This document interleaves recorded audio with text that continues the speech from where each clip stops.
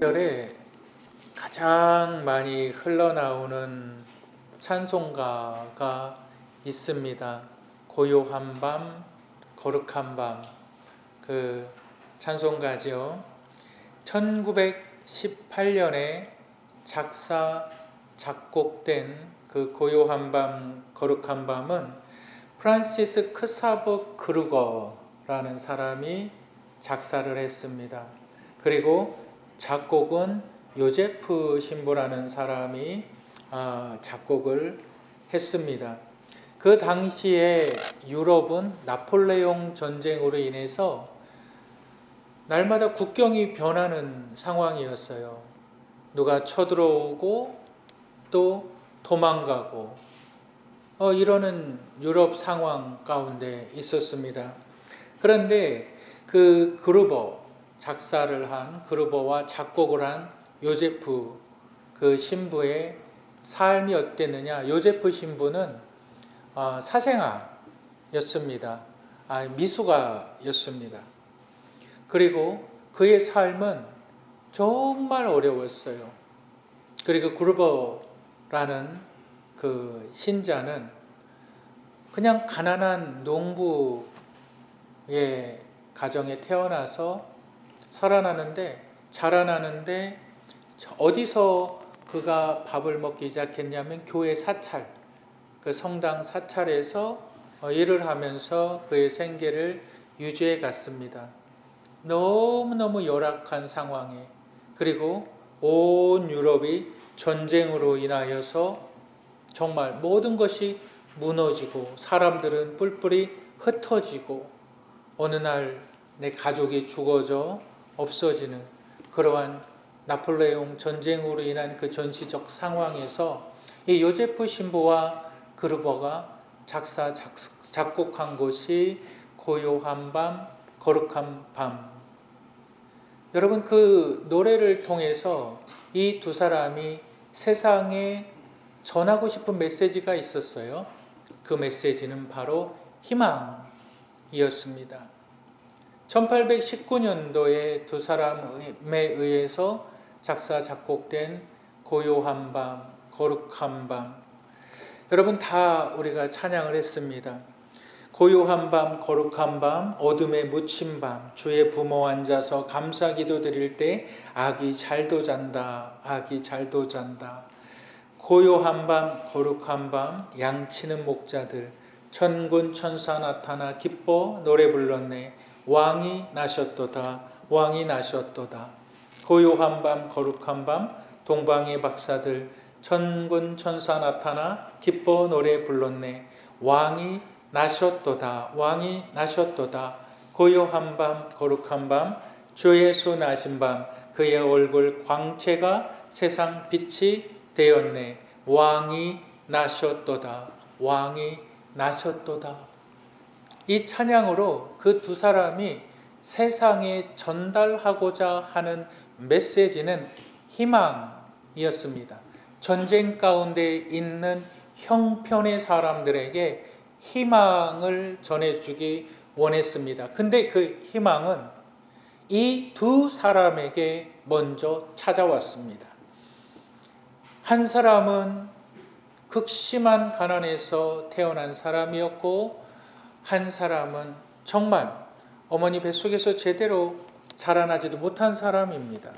그 두 사람의 인생 가운데 예수의 탄생이 희망이었습니다.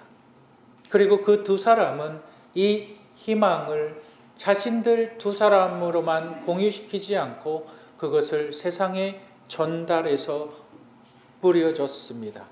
그것이 고요한 밤, 거룩한 밤.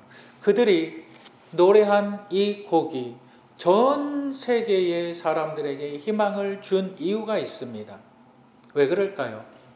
그것은 하나님의 메시지를, 하나님께서 세상에 전달하시고자 하는 메시지를 담고 있기 때문입니다. 그 메시지는 인류를 향한, 저와 여러분들을 향한 하나님께로부터 온 큰 기쁨의 소식이었습니다.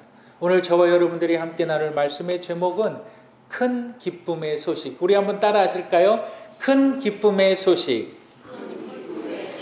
네, 큰 기쁨의 소식에서 우리가 기억해야 하는 첫 번째가 있는데, 하나님께서 준비하셨습니다. 누가 준비하셨습니까?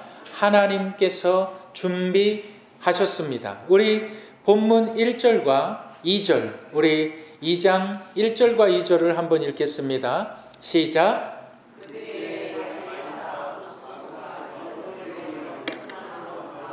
호적하라 하였으니 이 호적은 구레뇨가 수리아 총독이 되었을 때에 처음 한 것이라.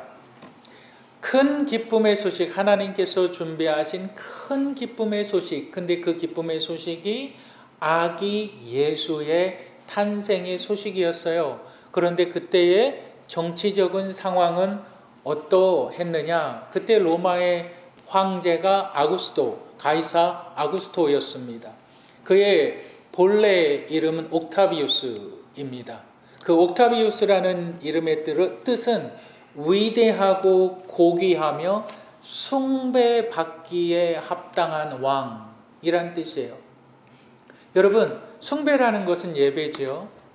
이 옥타비우스, 이 아구스토가 로마를 통치할 때 그는 종교 융화 정책이라는 것을 썼어요. 그 팍스 로마니라고 말하는데, 종교 융화 정책이라는 것은 로마가 지배한 식민지에 자치권을 부여한 것입니다. 종교적인 자치권을 부여하고 그들의 무슨 어떠한 문화적인 자치권, 니네는 우리의 속국이지만, 우리에게 점령당한 우리 로마의 속국이지만 우리는 너네들 나라 다 인정을 해줘. 단 하나, 너희들 국방비로 지출해야 되는 그 모든 비용을 그냥 로마에게 내면 되는 거야. 그러면 너희 문화와 너희들이 가지고 있는 모든 생활의 패턴들 다 우리 로마가 지켜줄게. 그게 팍스 로마니라고 그러거든요. 종교 융화 정책을 했습니다. 그런데 종교 융화 정책을 하다 보니까 문제가 생기기 시작했어요. 지방 자치 제도를 허락해 버리니까 지방들이 통솔이 안 되는 거예요. 질서가 어지럽혀지는 거예요. 그래서 이 어거스토가 했던 것이 뭐냐면 모든 로마의 속국들은 다 호적을 해라, 이렇게 명령을 내린 거예요. 왜 호적을 하라 그랬을까요? 오늘날 우리 가운데 얘기하면 주민등록을 다 올려라, 그렇게 한 거예요. 왜 그럴까요? 세금 내게 하기 위해서. 모든 사람들 다 세금 내게 하기 위해서. 그래서 이 정치적인 상황 가운데 누가 등장하냐면 마리아와 요셉이 등장하는 거예요. 마리아와 요셉은 어디 출신이냐면 갈릴리의 출신입니다. 이 갈릴리의 출신에서 이 만삭이 된 마리아가 어디를 향해서 가고 있느냐? 베들레헴이라는 곳으로 가려고 하는 그 여정이 바로 오늘 누가복음 2장이에요. 그런데 이 만삭이 된 여자가 갈릴리에서 베들레헴까지의 거리가 얼마냐면 144km예요. 144km면은 어느 정도가 되냐면 서울에서 대전까지입니다. 서울에서 대전까지의 거리를 만삭인 여자가 걸어가는 거예요. 얼마나 힘이 들었을까요? 얼마나 어려웠을까요? 얼마나 고통스러웠을까요? 그런데 이상한 점이 있어요. 당시 호적에 올릴 수 있는 사람들은 12세 이상이 된 남자면 대표성을 가지고 있었어요. 그래서 남자 한 사람이 가서 호적을 올리면 내 아내 누구, 내 자식 누구, 내가 대표로 가서 호적을 올리면 되는 거예요. 그러니까 요셉과 마리아가 같이 갈 필요가 없었지요. 누가 혼자 가면 됐습니까? 요셉이 혼자 가서 호적을 등록하면 되는 거였어요. 그런데 왜 이 만삭인 마리아가 끝까지 정말 그 엄청난 아이를 임신한 그 몸으로 왜 베들레헴이라는 곳에 갔어야만 했을까요? 왜 그곳에 가서 함께 호적을 등록해야만 했을까요? 그 이유를 미가서 5장 2절은 설명하고 있습니다. 우리 다 같이 미가서 5장 2절 다 같이 한번 읽겠습니다. 시작. 베들레헴 에브라다야 너는 유다 족속 중에 작을지라도 이스라엘을 다스릴 자가 내게서 내게로 나올 것이라. 그의 근본은 상고의 영혼에 있느니라. 미가 선지자를 통해서 기록된 미가서, 구약의 미가서는 예수님 오시기 전 690년 전에 쓰여진 것인데, 미가 선지자가 예언을 합니다. 베들레헴 에브라다야, 이제 메시아가 나을 것이다. 메시아가 태어날 것이다. 근데 그 장소가 어디입니까? 베들레헴이라는 거예요. 성경에 수없이 많은 예수 그리스도의 탄생을 이야기하고 있는데, 예수 그리스도가 메시아가 탄생할 것이다. 그런데 그는 반드시 베들레헴에서 탄생할 것이다. 예루살렘, 베들레헴에서 탄생할 것이다. 그것을 선지자를 통해서 이미 말씀해 주셨습니다. 하나님께서 큰 기쁨의 소식을 이제 모든 인류 가운데 허락하여 주셨는데, 그것은 이미 최소한 690년 전에, 아니 이사야 선지자 그 이전에, 아니 창세기 시절에, 창세기 3장 15절에 이미 하나님께서는 큰 기쁨의 소식을 계획하시고 큰 기쁨의 소식을 듣게 하셨다. 그 깊이와 그 넓이와 그 뜻을 우리가 다 알 수가 없습니다. 하나님께서 준비하신 큰 기쁨의 소식, 하나님께서는 그 기쁨의 소식을 누구에게 전달시키셨느냐? 천사들에게. 왜 그렇습니까? 천사들은 보이지 않는 존재들이죠. 그러니까 천사들을 하나님의 심부름꾼, 누가 이 기쁨의 소식을 알립니까? 천사 가브리엘이. 우리 한번 누가복음 1장 30절과 31절을 다 같이 읽겠습니다. 30절과 31절 시작. 천사가 이르되 마리아여 무서워하지 말라. 내가 하나님께 은혜를 입었느니라. 31절 시작. 보라 내가 잉태하여 아들을 낳으리니 그 이름을 예수라 하라. 그 이름을 예수라 하라. 예수라는 이름의 뜻 바로 구원자. 아들을 낳으리니 그 이름을 예수라 하라. 그가 자기 백성을 그들의 죄에서 구원할 자이심이라. 이미 준비되어진 하나님의 놀라우신 계획, 그것이 큰 기쁨의 소식이 됩니다. 그렇다면 구체적으로 하나님께서 그 큰 기쁨의 소식의 당사자인 예수 그리스도를 이 땅에 왜 보내셨을까요? 우리 한번 요한복음 10장 10절을 읽겠습니다. 요한복음 10장 10절 다 같이 읽겠습니다. 시작. 도둑이 오는 것은 도둑질하고 죽이고 멸망시키려는 것뿐이요 내가 온 것은 양으로 생명을 얻게 하고 더 풍성히 얻게 하려는 것이라. 양으로 우리를 말하죠. 우리로 생명을 얻게 하고. 근데 여기에 있는 생명은 우리의 그 라이프타임이 아닙니다. Eternal life예요. 그러니까 헬라어로 말하면 조에라는 말이에요. 너희에게, 내가 온 것은 너희에게 영원한 생명을 얻게 하기 위해서. 내가 온 것은 영원한 생명으로. 하나님의 관점과 사람의 관점이 이렇게 다릅니다. 우리의 관점은 우리의 한 일생을 바라보지만 하나님의 관점은 항상 우리의 영원을 바라보십니다.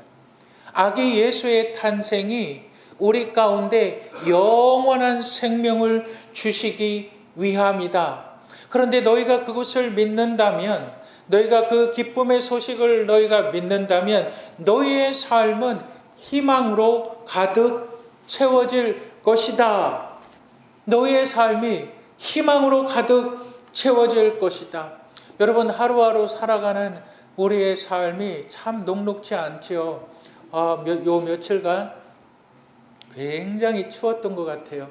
교회의 모든 이 수도가 다 얼어버렸어요. 그래서 그것을 좀 이렇게 난방기를 켜놨는데도 얼었어요.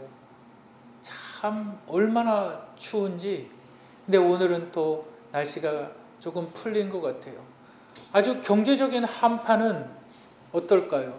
우리 청년들은 어떨까요? 청년들은 불확실한 미래를 준비해 가야 돼요. 살아가는 것이 아니라 불확실한 미래에 대해서 내가 준비할 수가 없어요. 스펙을 잘 쌓는다고 해도 그들이 보장되지가 않아요. 참 불안정한 삶을 살아가는 청년들. 여러분들의 경제적인 상황이나 연세 드신 분들, 연로하신 분들, 약에 의지해서 살아가고 있죠. 어떤 분들은 약을 하루에 한 번에 10개 이상을 드시는 분들이 계세요. 그 위가 견뎌낼까요? 정말 그렇게 답답한 인생들, 힘든 인생들을 살아갑니다. 그런 사람들에게 있어서 정말 희망은 무엇일까요? 그런 사람들에게 있어서 희망은 무엇일까요? 조세프가 그렇게 말을 합니다. 우리의 전쟁의 폐해 속에서 우리의 삶의 희망은 예수 그리스도께서 나신 것이다. 내 미래에 대한 불확실성에서 나에 대한 희망은 돈이 아니고, 나에 대한 희망은 누가 나를 이끌어주는 것이 아니고, 나에 대한 희망은 건강이 아니라 나에 대한 희망은 예수 그리스도의 탄생에 있다.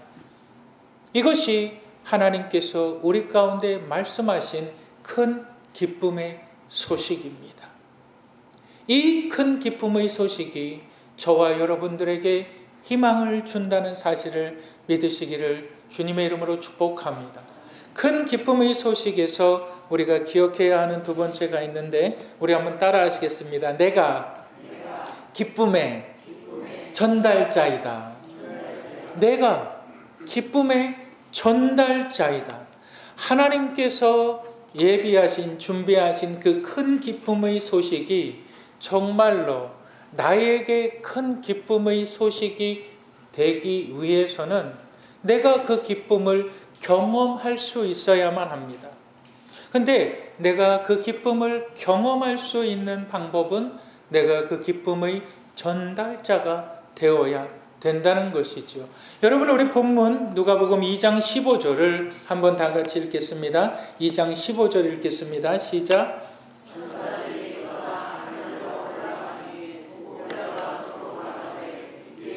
베들레헴으로 가서 주께서 우리에게 알리신 바 이 이루어진 일을 보자 하고, 한밤에 양을 지키던 목자들에게 주의 천사가 빛난 빛으로 나타납니다. 그랬을 때에 목자들의 반응은 두려움이었어요. 목자들의 반응은 무서움이었어요.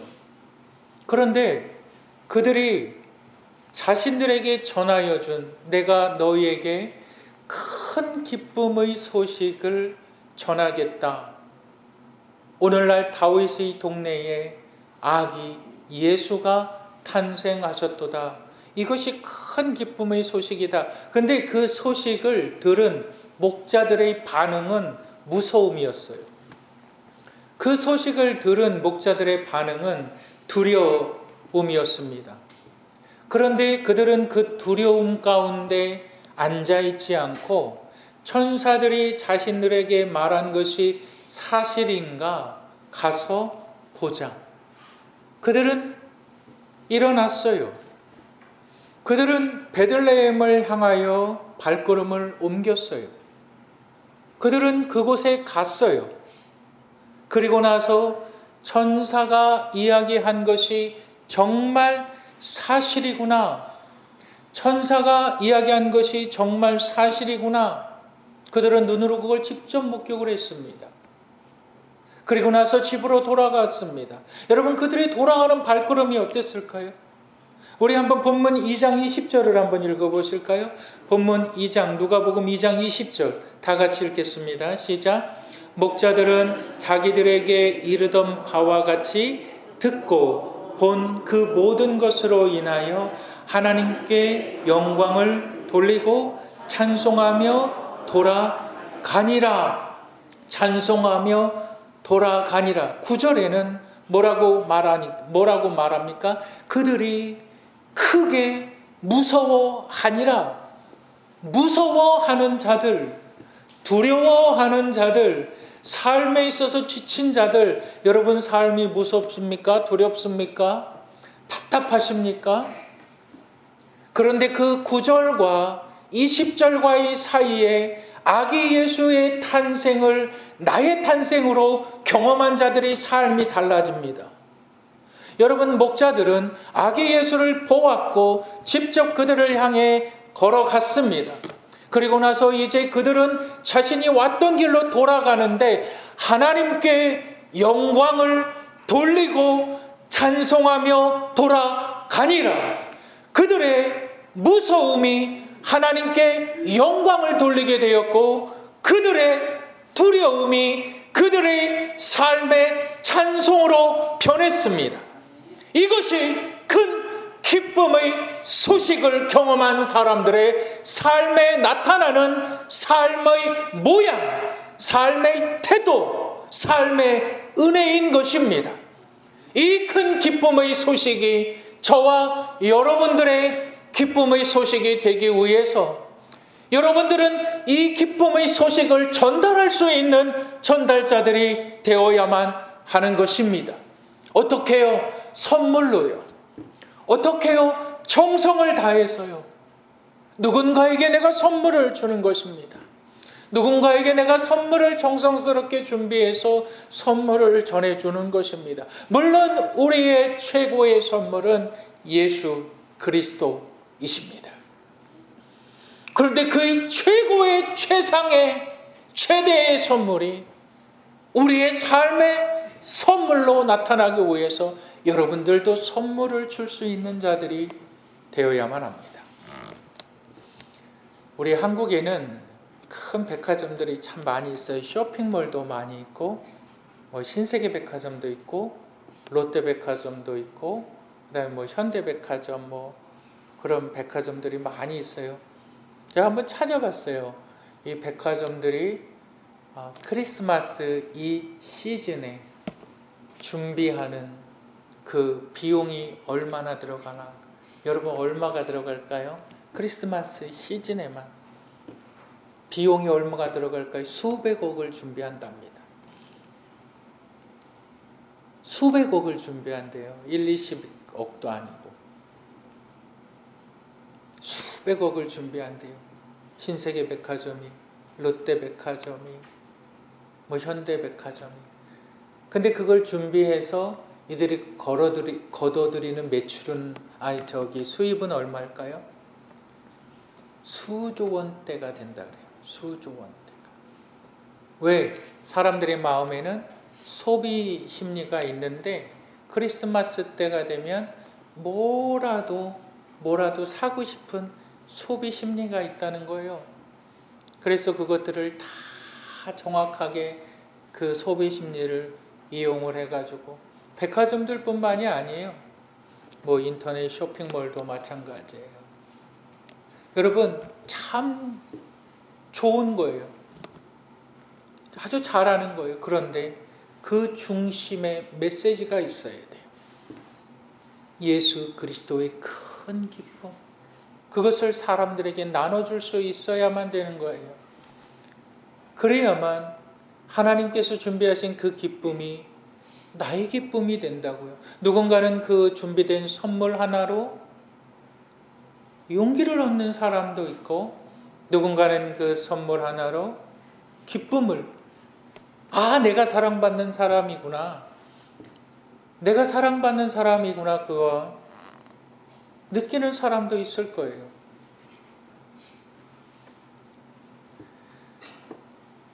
찰스 디킨슨이라는 사람이 소설을 썼는데, 크리스마스 캐롤이라는 소설을 썼는데, 거기에 등장하는, 우리 그림 한번 보여주시겠어요? 예, 거기에 등장하는 스크루지 영감이라는 사람이 있어요. 이 책 제목이 크리스마스 캐롤이에요. 근데 이 사람은 정말 수잔노예요. 인색함이 그 온 마을 사람들에게 다 퍼져 있는 사람이에요. 그는 아무리 추워도 난방기를 연료를 떼지 않아요. 촛불 하나에 의지하고 살아가요. 사람들에게 얼마나 고약할 정도로 인심이 싸나운 사람이냐면, 이 사람이 지나가면 사람들이 이 사람이 지나가고 나면 뒤에다가 침을 뱉어요. 아이, 더러운 영감 같으니라고. 근데 그 앞에서는 쩔쩔매요. 왜? 돈이 많으니까. 그 앞에서는 쩔쩔매요. 근데 그의 조카가 이제 크리스마스 시즌, 크리스마스가 이제 딱 다가오니까, 크리스마스가 되니까 이 삼촌에게 이렇게 말합니다. 삼촌, 크리스마스인데 좀 얼굴 좀 펴고 웃으세요. 크리스마스인데 얼굴 좀 펴고 웃으세요. 그러니까 이 조카를 향해서 이 스크루지가 한 말이, 버는 건 없는데 빚만 쌓여가고 나이만 한 살 더 먹게 될 뿐인데 내가 지금 웃게 생겼냐? 이런 말을 해요. 그리고 나서 이 사람이 잠자리에 듭니다. 다음 사진 한번 보여줘 보세요. 잠자리에 들어서 꿈을 꿔요. 근데 꿈을 꾸는데 자신이 이 큰 쇠사슬에 자신의 발목이 묶여 있어서 유령이 자신을 땡겨 끌고 가는 꿈을 꿔요. 너는 그러면서 어디로 끌고 가느냐? 아주 음침한 칠흑 같은 암흑 속으로 자신을 끌고 가는 그 꿈을 꿔요. 놀라면서 이 스크루지 영감이 깨어납니다. 자신의 인생을 되돌아봐요. 왜 나는 한번 웃지도 못하지? 자신의 인생을 한번 돌아봐요. 내가 지금까지 뭘 하며 살았을까? 그리고 나서 옷을 챙겨 입어요. 그리고 나서 조카의 집을 가요. 삼촌, 그렇게 인상 쓰면서 있지 말고 우리 집에 와서 크리스마스 파티 함께 하면 좋겠습니다. 야, 웃기는 소리 하지 마라. 너는 오늘 크리스마스 쉬니까 크리스마스 쉬고 그 다음 날에는 아침 6시까지 출근해. 하루 쉬었으니까 더 열심히 일해야 돼. 이렇게 말한 사람이 이제 조카의 집을 찾아갑니다. 이제 조카의 집을 딱 찾아가서 창문을 향해서 그 조카의 가족들이 한 식탁에 둘러앉아서 그냥 음식을 먹으면서 시시덕거리고 그냥 웃으면서 막 그렇게 서로 좋아하는 그러한 모습을 보게 돼요. 미안하지만, 염치가 없지만 그 조카의 집 문을 두드립니다. 미안한데 나도 너희들과 함께 식사할 수 있겠니? 밥을 먹어도. 아유, 삼촌, 무슨 말입니까? 어서 들어오세요. 어서 들어오세요. 맛있는 음식을 대접을 합니다. 맛있는 것들을 다 대접을 하고 그 수전노 스크루지를 그렇게 다정하게 맞아줍니다. 다음 사진을 한번 보여줘 보세요. 그리고 나서 그의 인생이 달라집니다. 이제는 수전노가 아니라, 인색한 자가 아니라 자선가가 되었습니다. 이 사람이 지나갈 때 그의 뒤에서 침을 뱉던 사람들이 이제 그가 오면 서로 달려가서 그를 맞이해 줍니다. 이것이 크리스마스에 하나님께서 우리에게 주신 큰 기쁨의 소식입니다. 네, 이제 사진 안 보여주셔도 됩니다. 어떤 분들은 그래요. 나 지금 먹고 살기도 힘든데, 나는 버는 것도 없는데 무슨 누구에게 선물을 할 것이냐, 누구를 기분 좋게 할 것이냐. 여러분, 스크루지가 되지 마시길 바랍니다. 선물하시는 분들이 되시길 바랍니다. 목자들이 아기 예수의 탄생을 직접 눈으로 보기 위해서 그들이 행동했던 것처럼 하나님께서 준비하신 큰 기쁨의 소식이 여러분들의 삶의 큰 기쁨의 소식이 되기 위해서는 여러분들 한 분 한 분이 기쁨의 전달자가 되셔서 작은 선물이라도 정성스럽게 준비해서 내 주변에 있는 사람에게 선물해 주는 그러한 분들이 되시기를 주님의 이름으로 축복합니다. 이것이 큰 기쁨의 소식, 하나님께서 준비하신 크리스마스의 선물입니다.